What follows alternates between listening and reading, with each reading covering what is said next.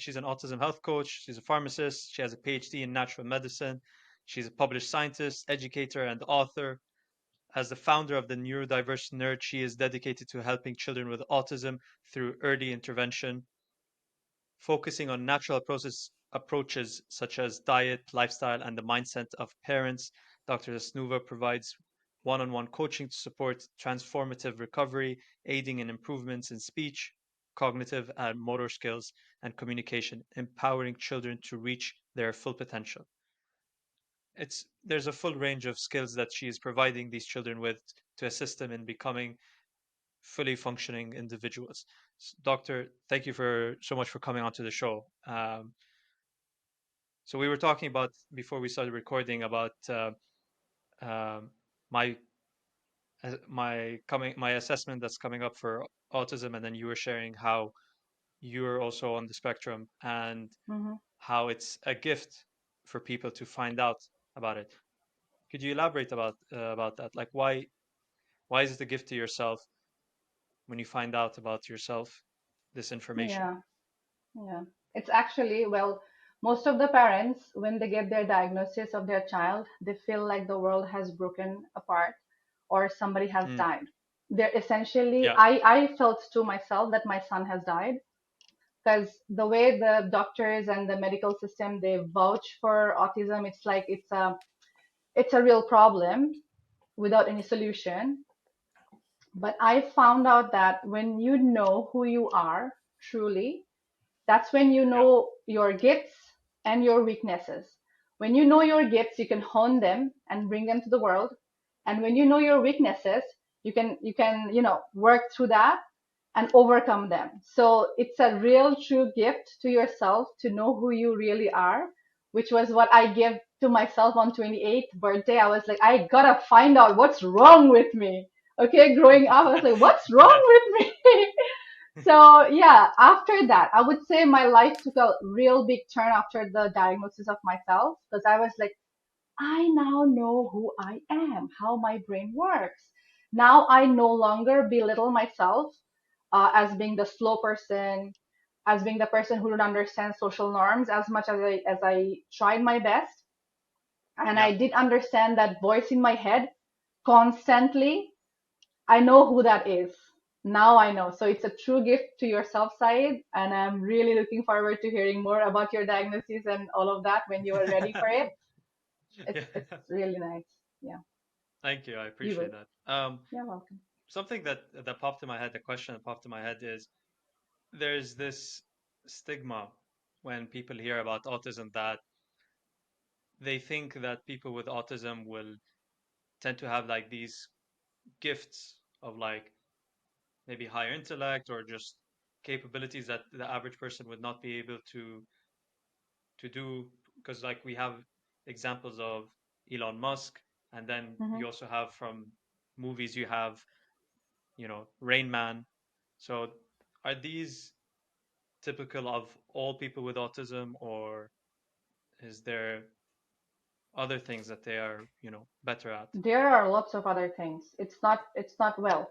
The stigma that comes is because most of the kids on the spectrum and when they get diagnosed, they are not functioning well. That's why they get diagnosed, right? If you are doing well in school, if you are doing well with education or verbally, you are speaking, you are understanding your parents, you know, commands and instructions and things like that, you will not be taken to a doctor for a diagnosis. You are Yeah, only taken to a diagnosis exam and whatnot just because you are not functioning well. So I would say the majority part of the kids on the spectrum, they're struggling. Okay, so when a parent sees a child struggling to talk, struggling to take care of themselves and be the version that a neurotypical same age version would be, that's yeah, when the parents, the society, and we all think that it's a problem. Well, I would say it is. As a mom, I saw my son struggle so much.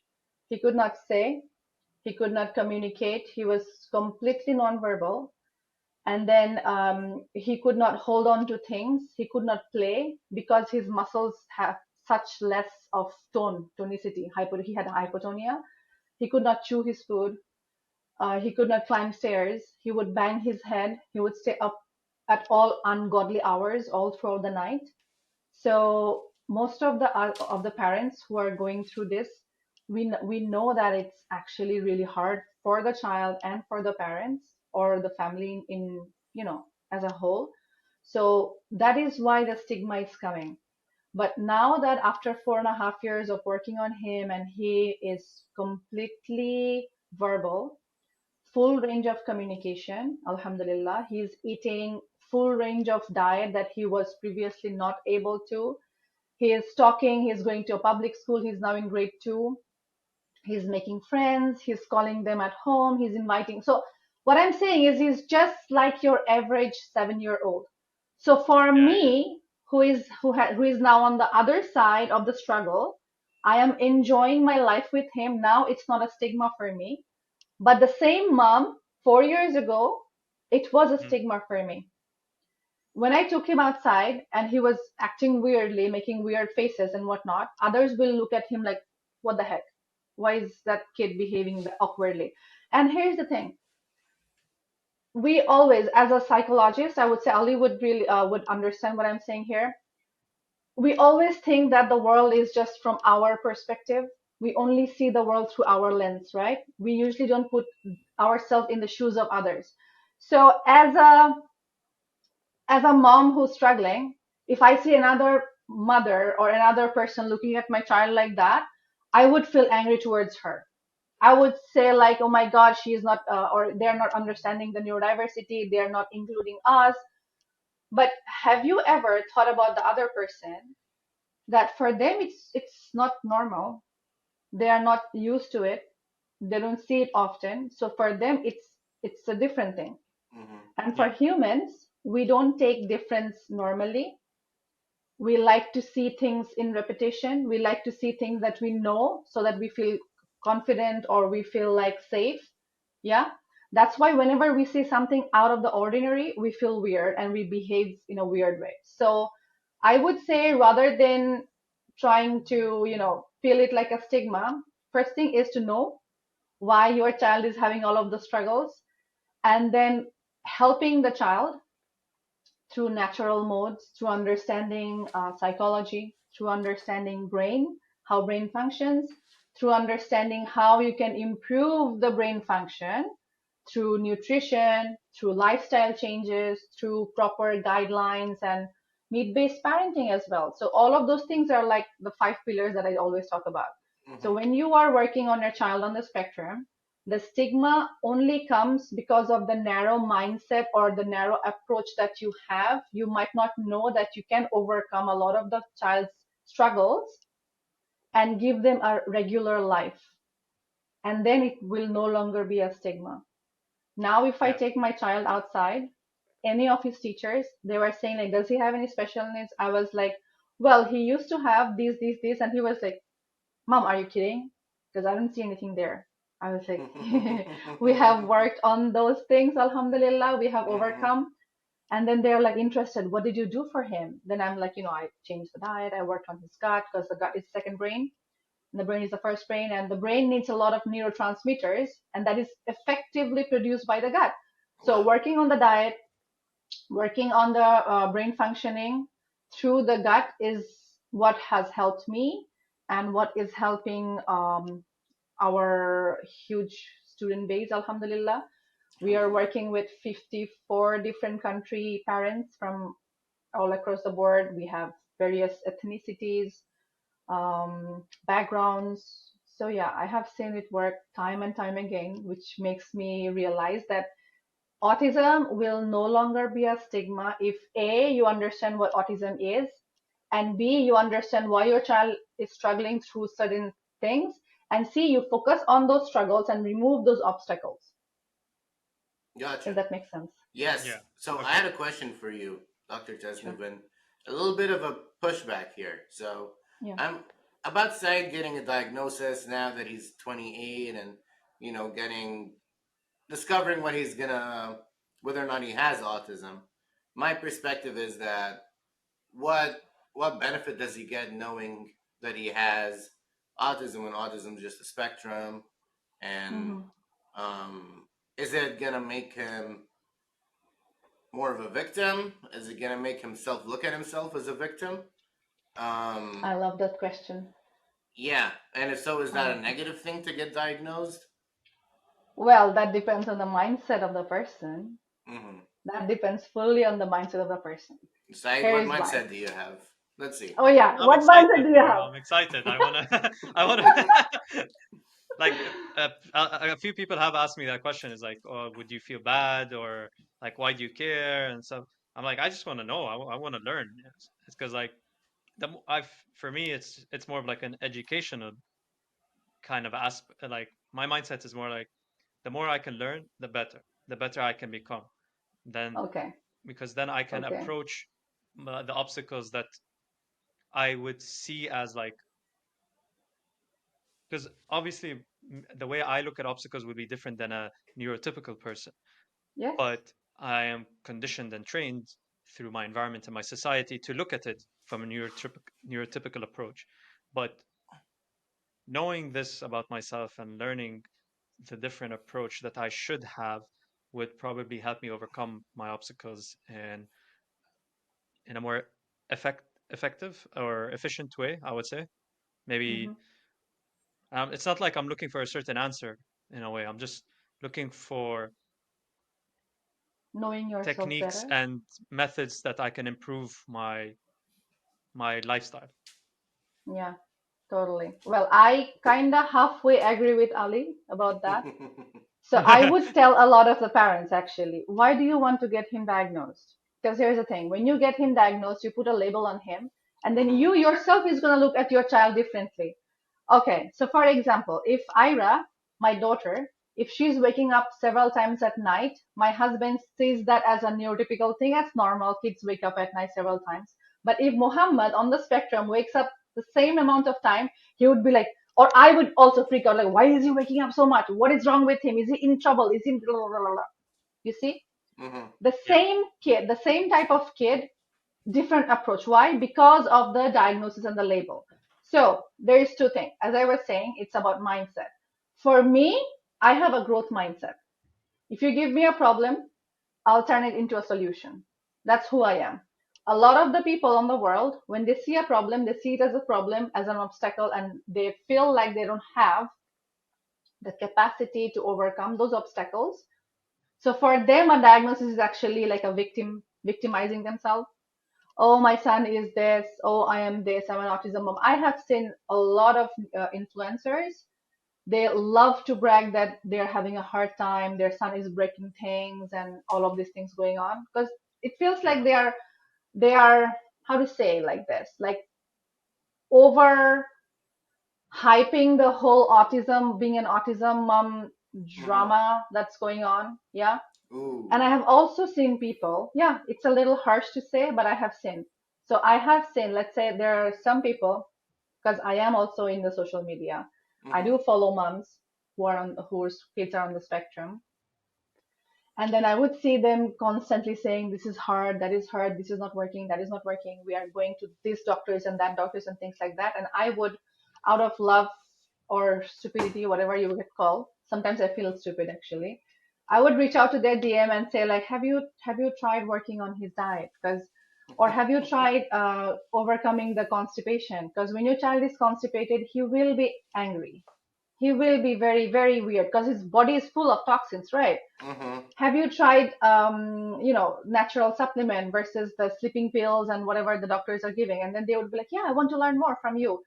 And then when there is the call set up, or when there even I have offered a lot of massive scholarships just out of respect, because I would really love to take that mom out of her problem.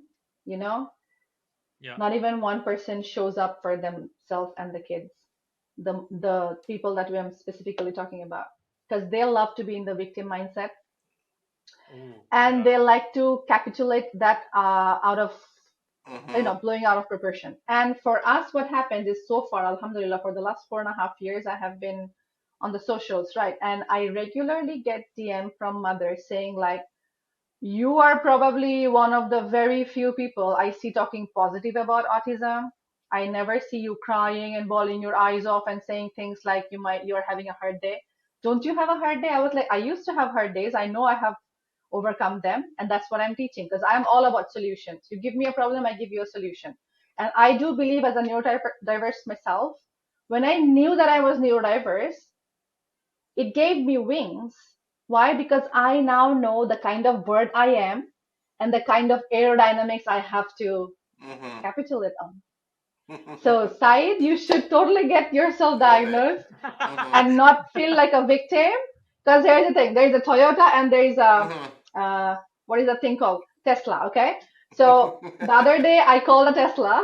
My husband was out in the work. I took my kids there. The Uber was a Tesla, and I was like, "How do I open this thing?" Because the door handle is a little weird, right? How do I open this thing? So if I had a narrow mentality, a victim mentality, I would have felt very uncomfortable with the Tesla. I would feel like, oh my God, Yeah. I'm poor. That's why this Tesla is feeling like a grandiose thing and whatnot. What I did, very confidently knocked on the door. Could you please help me open the doors? So he helped Yeah. me. I sat, and my son was so, because he's kind of gadget freak. So he's like, oh my mummy, that's so cool. I was like, yes, honey, that's very nice and whatnot. And then look, your Jeep has this. So I didn't take that as a, how to say, like a problem, Mm-hmm. if that makes sense. So if I know that this is a test, diagnosis space, okay, let's answer that once and for all. You are given a car. If you don't know how to drive it, what model is it? What oil it needs? Does it need charging? Does it need oil? Does it need what else? You are not gonna have the best experience driving that car. You better Wow. know what model you are. Mm-hmm. Yeah. That's true. And you Okay. need maintenance also, and an oil change Exactly. every once in a Maintenance. while, Said. Exactly. Mm-hmm. Exactly, So maintenance. what would That's be oil change for an autistic person? okay. So oil change would be to learn, to learn. So for example, for us, a lot of even for neurotypical, for all human beings actually, if you go inside anatomy and physiology, so Yeah, yeah. physiologically, we are what we eat. Mm-hmm. Okay, we are what Yes. we eat. If you eat nice food, you will feel nice. If you eat bad food, you're gonna feel bad. So you have to find out what food you are intolerant in, what your digestion system is going through. Do you have constipation or not? Because if you have those things, you will have brain fog. If you have brain fog, you cannot think clearly. If you Yeah. can't think clearly, you cannot act clearly, and you're not going to be a success. So for your own success, you need to know how your brain works, how to keep your brain clean, to eat cleaner, detoxify regularly, make sure that you are peeing and pooping regularly, make sure you have your supplements and things that nutritional values are going on, your hormones are in check, and all of those things. It sounds daunting, but I promise you, once you start hitting the road, you will get to it. Nobody runs a marathon on day one or even Mm-hmm. day 100. That's true. I'm I'm Yeah. not a very picky eater. I know about you, Said. Are you picky guy? Um, I think I would say not picky. Maybe s- Choosy. I'd be selective with like making healthy choices. Yeah, You know. selective in making, but it's not like, oh, I can't eat broccoli. A lot of times Mhm. kids with autism, they're very like they can't eat anything. That's what she was That is describing, like the because, Tasnuva. yeah, that is because they have sensory issues. So like I said, when you go to the doctor saying that my child doesn't eat anything, and I have worked with parents whose kids eat only three things, or only one thing, just Mm-hmm. milk, Oh wow. just Just Pediasure. Yeah, only one or two things, or three things. And those kids are eating a variety of healthy foods now, all sorts of fruits and vegetables and grains and legumes and everything. How? So first you have to understand why is a child picky eater. So you go to the doctors, they tell he has sensory processing disorder. Mm-hmm. So how do you overcome that? They don't know. They don't know. They will send you to occupational therapy. The occupational therapist might try to brush the heck out of your tongue and things like that to make sure that you are desensitized. It Mm-hmm. doesn't work. So the reason why you are having certain aversion towards texture. Some kids love crunchy food. They cannot stand wet food. They will not eat wet food and they will rather die or starve themselves. They will not eat. So how do we overcome those things? So first of all, we understand that those sensory issues are coming because of gut imbalance. When the gut Mm. is full Yeah. of bad microbiome, those bad microbiomes are created neurotoxins. Neurotoxins affects the nerves and how the brain and how it perceives taste. So which is why you give this child a fruit and he would feel like it's the ickiest thing in the world. Yeah. You give him a piece of pizza and he's like, this is from heaven, manna salva. That is because of the tongue not able to perceive the taste properly. So when we work on detoxification, okay, magically the kid starts accepting new food. They show interest and then they start eating a variety of food. And working with kids is a lot easier than working with adults or people a little older, because the more you grow, the more your neural pathways of liking certain food is so strong, it will be hard to overcome those things, which is why we say that bring me a younger kid, I'll give you a very, very successful child in like 6 months or 1 year. The older, but I'm not saying all hopes are lost. The older the child is, the parent needs to be a little more patient. That's it. Detox Mm. for a Yes. kid? I hear detox usually from my mom. She's trying to do detox and she drinks water and Well, cucumber. every Yeah. every human beings, we are actually detoxing every single day. Yeah, our liver is Okay. functioning to detox, our gallbladders, our kidneys detoxing the blood.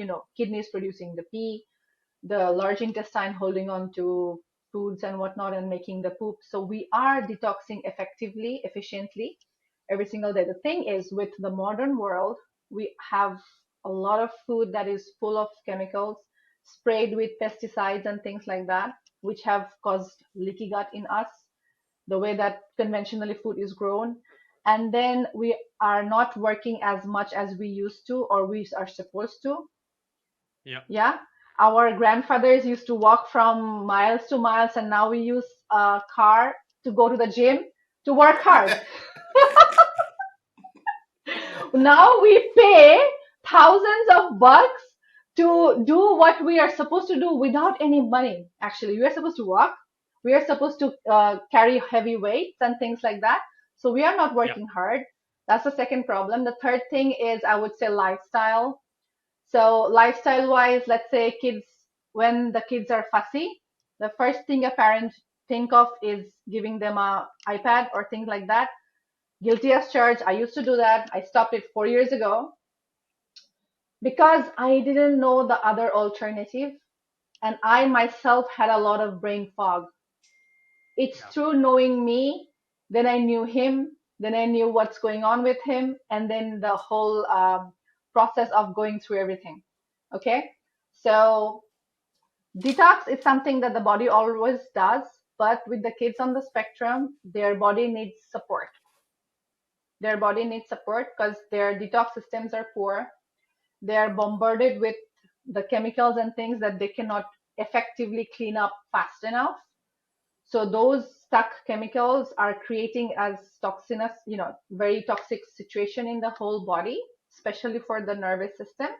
And we know many of the things that we eat are sprayed, and then the air we breathing in and things like that, the carpet that we are using, the paint on the wall and all of those things, those are neurotoxins, which affects how nervous system works. So another question I would think that sometimes comes piggybacking is, so do you think if you are working on the brain, your child is out of spectrum? No, no, your child doesn't go out of spectrum. This is not about curing autism. This is about removing the struggles that your child have so that he can be fully awesome autistic person. This is I not hear about you. making the child neurotypical. Of It's about course. making him the most super neurodiverse he can be. And healthy too. And But it's a healthy, struggle exactly. because, like, let's say Said only eats chicken nuggets. All right, you tell Hmm. me you want to detoxify, let's go out on walks and stuff. But he's still not Hmm. going to eat fruit. He's still not going to eat veggies or meat, chicken or meats or anything. So how do you introduce that to him? Okay. We don't introduce the food first. Mm-hmm. We do the detox first. We remove the reason why he is picky eater, or why he cannot perceive taste of healthy foods. So we remove that problem, and then introducing food becomes really easy. So I have some Ayurvedic things that we use. Okay. Okay. And then there is also, we work on the gut by introducing very good quality probiotics. Everybody should have a probiotic. It's a non-negotiable. So like It's like yogurt. drinking water. Exactly. And Okay. fermented food. It's like drinking water. Mm-hmm. I would highly request all of your audiences, every Mhm. single one of them, to take like 5 minutes today after the show. Yeah. Okay. Go to the Google and then just say, what is a gut microbiome and how to take care of it. They will know a lot of things, like, even the bread choices. Rather than going for the white breads, you go for sourdough, because Mhm. sourdough has been fermented. It's easier to digest.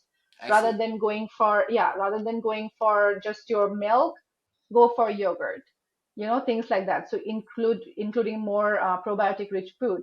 But like I said, there has to be the detox first, to overcome picky eating, to overcome sensory aversions, and then only you can introduce food. Otherwise, it's going to be a very hard struggle for both the child, both Said and whoever is trying to feed Said.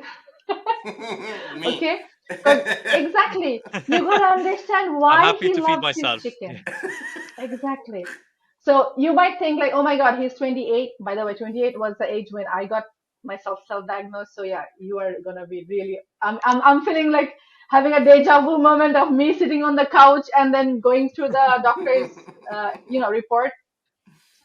So yeah, you gotta understand. So for you, yes, you are adult. You understand a lot of things, but like I said, there are lots of things in the body that we need to understand first, and then only the mindset will work. And sometimes the mindset piece needs to come first and then another thing. So it's never like, probably you guys can think it this way, or maybe understand what I'm saying. I would always feel like I need to have a permanent solution. So I will do one thing one time and that will be all.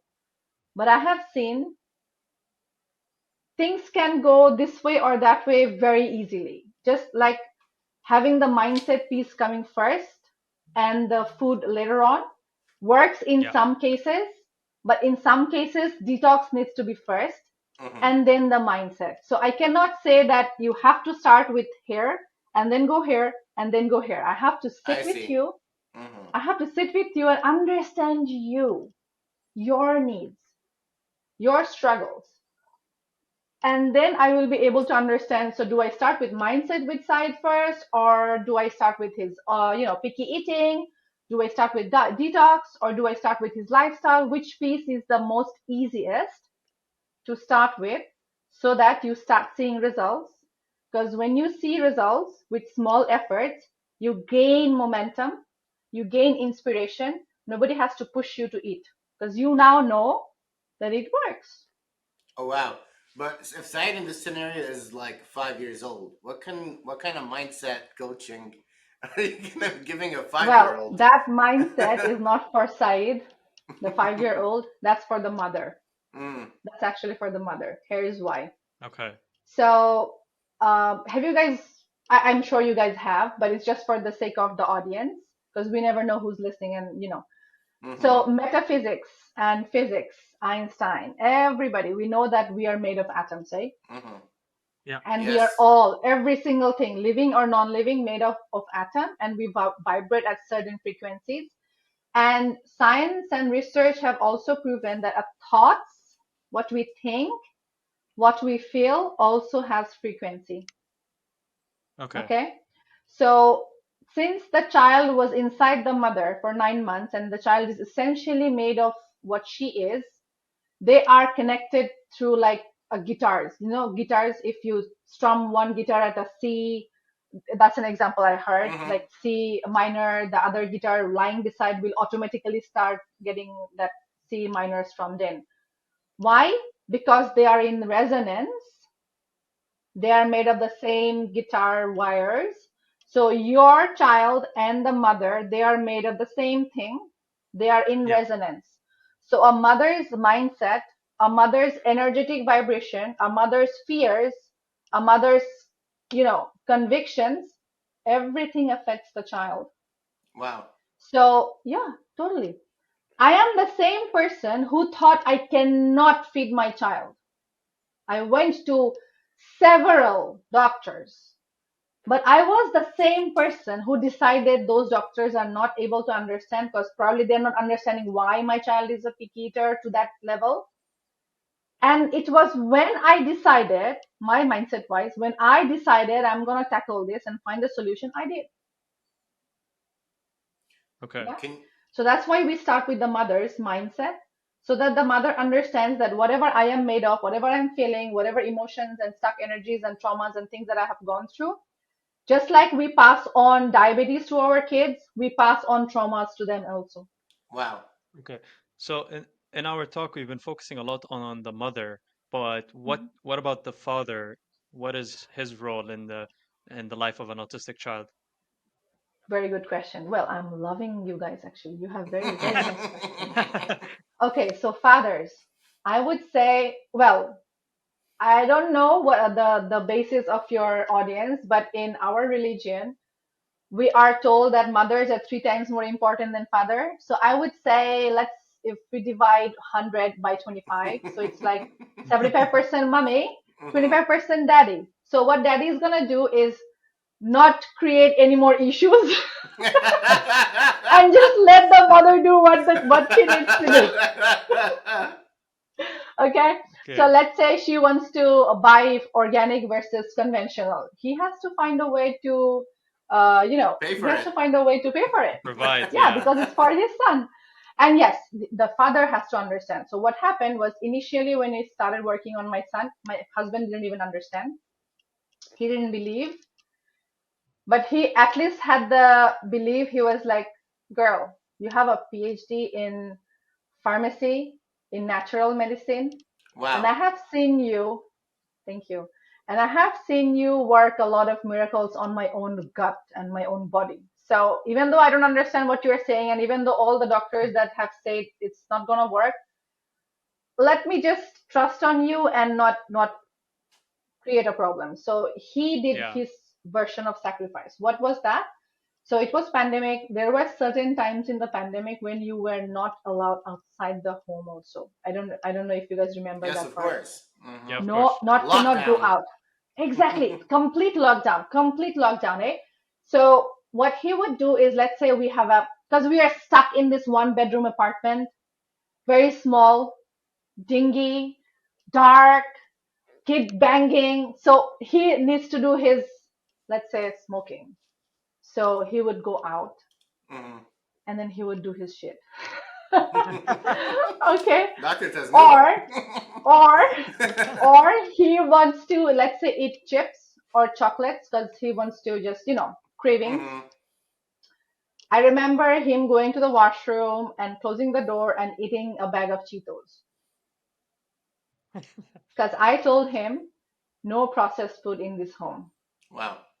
So if he Okay. buys something, he will hide it in a way that we don't even see, and he will go to the washroom and that. But I'm not saying that you force your husband to go to the bathroom and eat. It's not like that. So that was our situation. Because of What COVID. I'm saying, exactly, in the COVID. Now there is no COVID.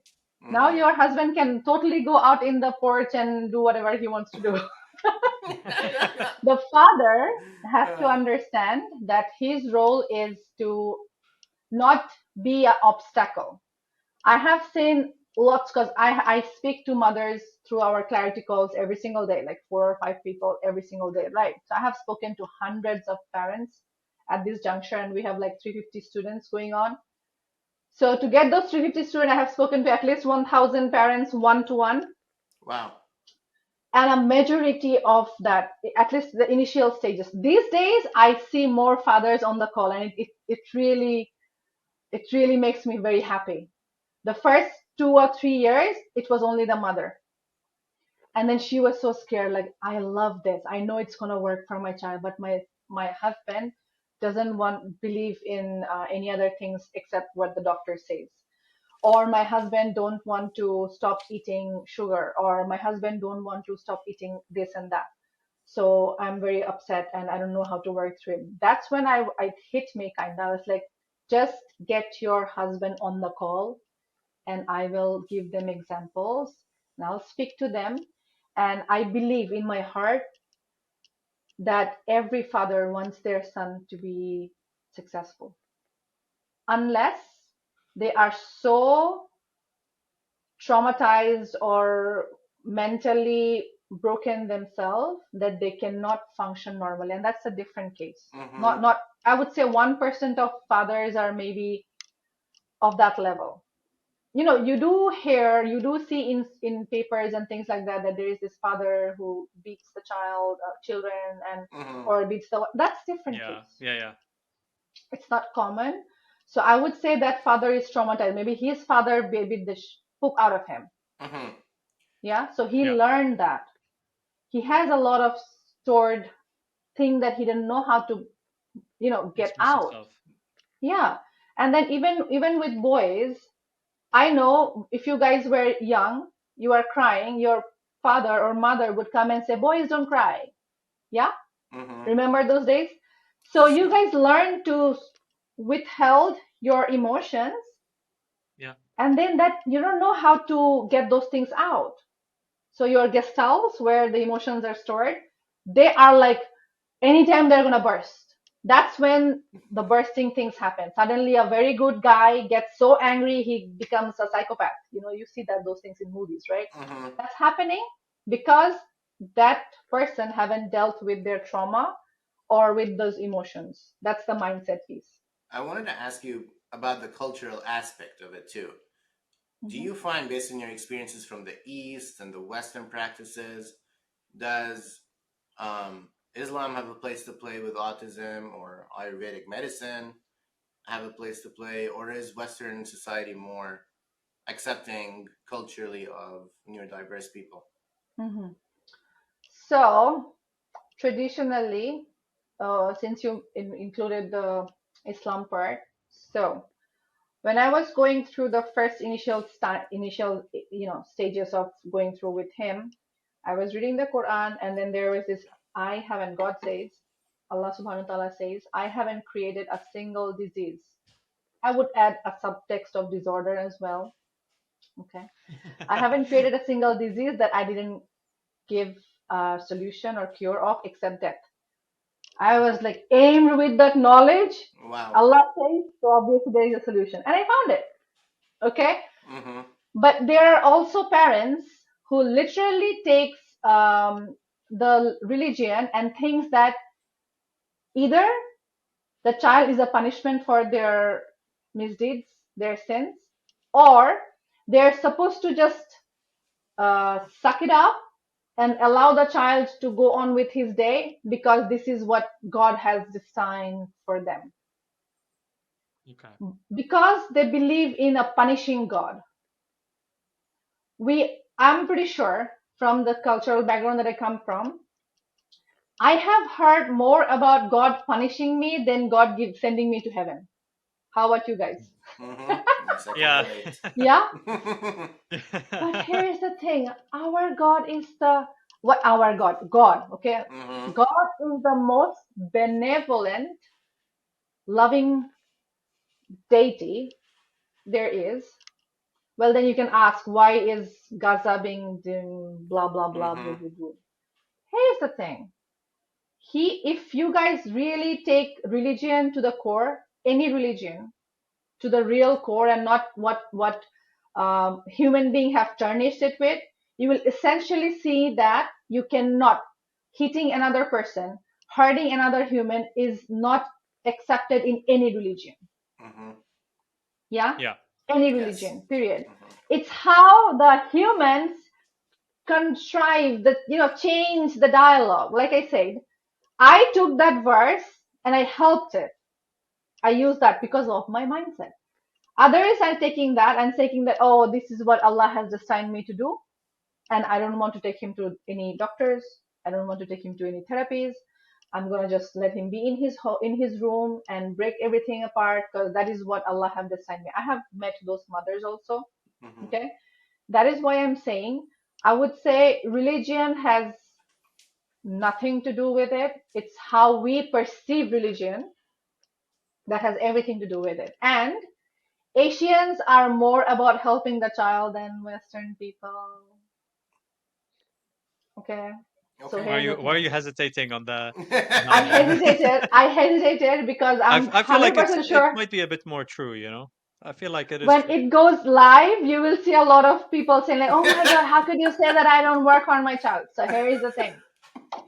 Asian moms, for some reason, they find the energy to be in that mindset that I don't want to be a victim. I am gonna do whatever it takes so that because I want to be sure that I have done my best. I want to die in peace knowing that I have done my best. Yeah. Yes. So they will try Ayurveda, homeopathy, this, that. They will come to me. A lot of the people comes to me after they have exhausted a lot of the things and they're burned out financially, emotionally, energetically. Yeah. Yes. And then when I'm speaking to our Western counterparts, they are Yeah. mostly about shortcuts. They would be like, give me a pill or a supplement and I'm good to go. Oof. Yeah. That's so true. So Yeah. they love That's they love the shortcuts, the supplements, the understanding and accepting, because maybe that's how they were raised. I am staying in Canada, so I see my neighbors, how their life is going through, and what they have been raised. So the first time when I came to Canada, I overheard a woman saying that my mother never cooked. We always got outside food. And I was like, where from the world is she coming from? I can count and tell you how many times we ate out, because my mother was always cooking. For her, for the Asian mothers, we are like home cooked food is the best. We know it culturally. Of course. We know nature is the best culturally. Mm-hmm. yeah. And then I'm trying to understand our Western counterparts, because there was a time when I would also, just like any other humans, categorize people. These are good mothers, these are bad mothers, they're stingy parents, they're this. No, now I don't do that. Now I know, because I have worked on the my own belief system, and I have gotten some additional, certifications on understanding human beings as well. So now I know that every decision any human being takes is based on their examples and blueprint that have been raised or taught to them. So if that mother have learned her mother raising her a certain way, she will follow the same footsteps. Okay? Yeah. Our parenting blueprint comes from our parents. Parents. So for me, Mm-hmm. Alhamdulillah, although my mother beat me a lot because she didn't understand why I was so backward, but I have seen her sacrifice for me. I have seen her not buying any new dresses so that she could save the money and send me to a good school. I have seen her giving us the better pieces of the chicken and she eating just the bones so that I could get my nutrition properly. So I learned about the sacrifice pieces. I know a mother is supposed to behave like this way, so I just did it without thinking. I didn't have to force Wow. myself to sacrifice.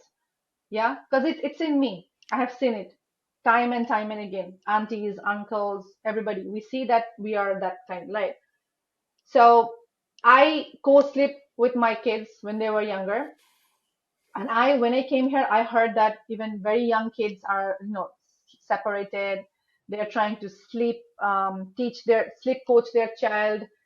The sleep coaches are telling the parents that it's okay, let them cry there and cry themselves to sleep. And I was like, that's so traumatic. Yeah. That's so traumatic. No wonder the mother feels okay to kick them out after the age of 18. And the no wonder me at the age of 37, my mother still thinks about me. She calls me, did you eat your things? My mom too. Yes. Yeah.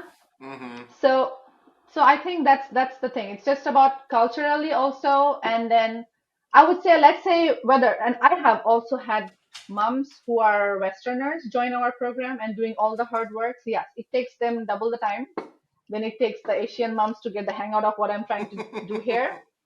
Yeah. But I love their love for their kids, and they understand that if they are trying to do certain things their way, it might not work. So let's try this one since I have joined anyway. So yeah, I don't know if that was your answers your Yes, question. I love that. You know, it's all about learning from other people's perspectives and Yeah. points of views and Mhm. psychologies and learning. I don't, I don't want anyone who's a mother of someone in, Western, like we said, US or Canada, for example, to think, oh, I wish I had that Eastern or Asian culture. You just have Mhm. to adopt the things that you think are working and Exactly. adopt it into your own life and teach yourself and learn to be better. Um, Yes.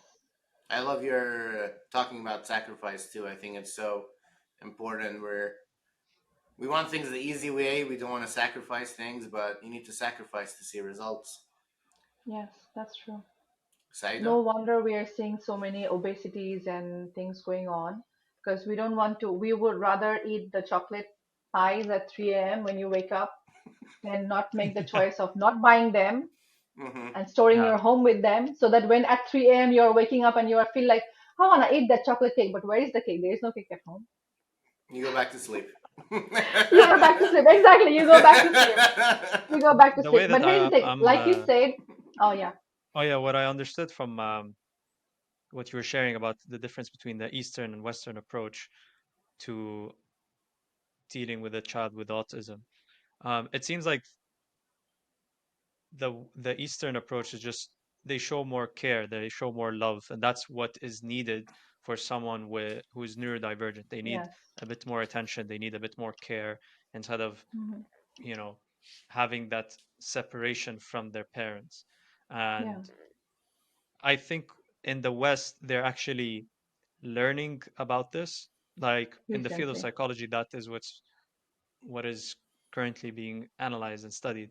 And from what I'm understanding is actually they're learning the scientific approach of what the Eastern philosophy and Eastern cultures already know and Hmm. already do, within the way they raise their kids. But now it's just it's being approached in a more logical sense, and the studies are showing from the Western approach that yes, Eastern philosophy on how raising a child Yeah. does work, but it might take a bit Because I have. might take a It bit takes a little time. a lot, it might take a lot of hard work. It's not like It does. it's not an easy thing, and it's kind of like an investment, I would say. You're investing your time and your energy in this child, other than also like the time and energy you spend in your own life and in your Hmm. work. You kind of have to find a balance between all these things, and Yeah. that's what it I is like think when you have a also, child. here's another thing. It's maybe because I'm not a Westerner, I don't want to say something that is totally untrue, but from the 4 years, 4.5 years that I have been, 5 years, I would say, that I have been in Canada, I think it's actually maybe a little easier for parents to kind of just let the professionals tell them Mm-hmm. what to do and not. Maybe because they think Mm, like, oh, I'm with this kid just for a few years. yeah, Is that what is? I would really love to talk with a mother of older kids on the spectrum because I see them sharing things on the socials also, right? So for me and our us Asians, we like our children is for life till death do us apart. yeah, yeah, In Asia, you will never, I have never seen a mother die on her own and nobody around them. Never. In yeah. here, I have regularly seen old people taken out of their room after 5 days they have been dead, eaten by their dogs or cats. Yeah, and that Oh that wow, that what? situation is unthinkable in the Asian countries. So maybe because when a child is struggling for us, I feel like this relationship is still death I'm going to Yeah. see my child suffer till death. We are going to Yeah. stay in the same home. So in Asia, parents actually stay with the kids, right? So I'm going to see my son struggle every single day for the rest of my life. I'm not ready for that. Maybe Yeah. that is also one of the things. I don't know. We It's a would never mindset, know.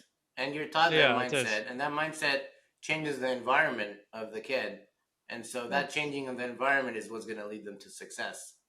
Yeah. Just it's 100%. not, you can learn it and apply it in your own life. Everything you've talked 100%. about today is lessons for every person that is working with someone with autism, or has a child with autism, or knows someone with autism, or a cousin, or a nephew, or a friend like Saeed. Yeah, Yeah. totally. Um, Thank you so much, Dr. Tasnuva, for coming on to the podcast and enlightening us more about, you know, the world of autism and sharing with us all of this, your insight on the matter. Where can people connect with you and find out more about you? Okay, so I am available in Instagram at Autism Success Academy, Mm-hmm. and Yeah. also the same for my website, autismsuccessacademy.com. You can Yeah. DM me. I also have a YouTube channel under my name, Dr. Tasnuva Tunna. So even if you search with Autism Success Academy in YouTube or in Instagram, you will find, or in Google, you will find me and what I Yeah. do over there. And yeah, just you send me a DM, ask more, question more. You don't have to believe everything that I've said. Mm-hmm. I Yeah. want you to do a little bit of experiment on your child on your own from what you have heard me telling today. Because Yeah. when you are, oh my gosh, there are a lot these days, same person, they would be like, I have been following you for 3 years. And in these 3 years, I have tested a few things that you have said, and I have overcome a lot of these problems. And now I know that, yes, you are legitimate. So now I'm ready to invest. And I'm like, wow, 3 years. And now they would say that I wish I made this decision 3 years ago. Then I would have been working on a 3-year old rather than a 6-year old and things like Yeah. that. Yeah. So send me a DM. Try it. You don't have to believe everything anybody says because this is not about brainwashing. That's I'm true. not right. That person is not right. Everybody's perspective matters.